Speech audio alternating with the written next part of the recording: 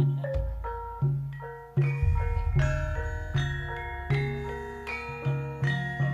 tayub, tayub, tayub, tayub. Aku kelingan Pak Joko nayub.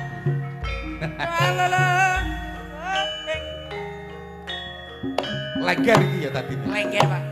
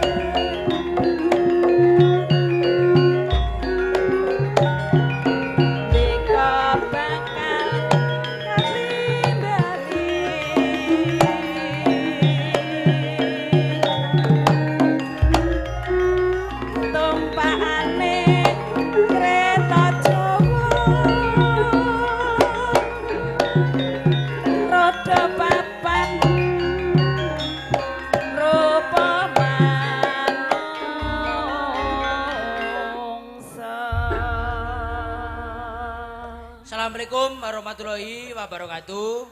Atur uninga kagem RT sedasa amargi tayubipun sampun rawuh, monggo sareng-sareng ngrawuhi wonten ing papan kesenian. Matur suwun.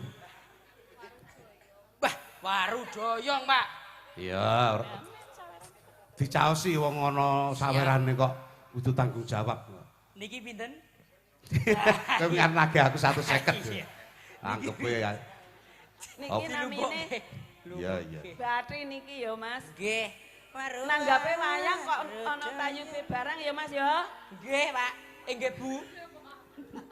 Monggo. Waru doyong niki lanjut ya, Pak nggih. Jos makin eling-eling. Sip. Jorong nggih mboten jorong. Tak-tak. Mas. Waru doyong pedotan. Nggih, Mas nggih. Pedotan. Bunang. Waru doyong sik. Waru doyong kok terus eling-eling.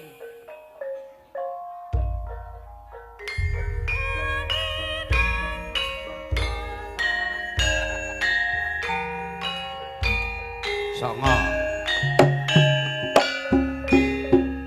Cari biru bojone ayu digawang wong waru doyong mas doyong pinggir kali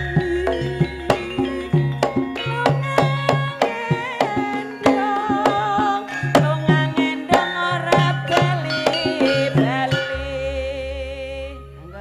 Parian ya iki. parian ya. Cari kawung diwiru-wiru. atine bingung ora bisa turu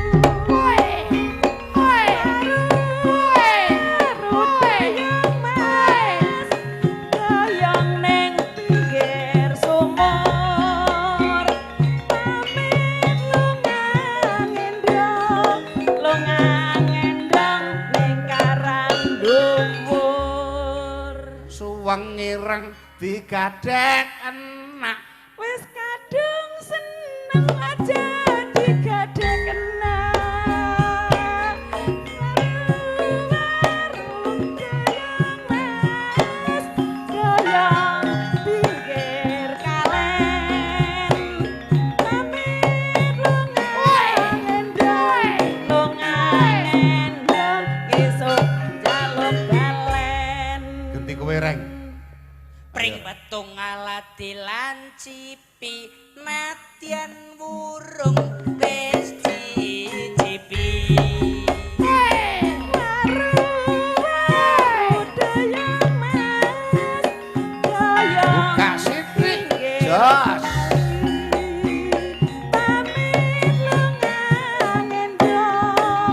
lunga ngendong ora bali-bali Mbak Dwi. Ayo. Yo, parian sing saru kok sing saru, parian. Parian. Sing seru ora kok sing saru. Nggih, yo. Apa ya? Nah, dhisik iki sedingan Mas, niki Mas. Ana semut melakune brangkang nuwurti amot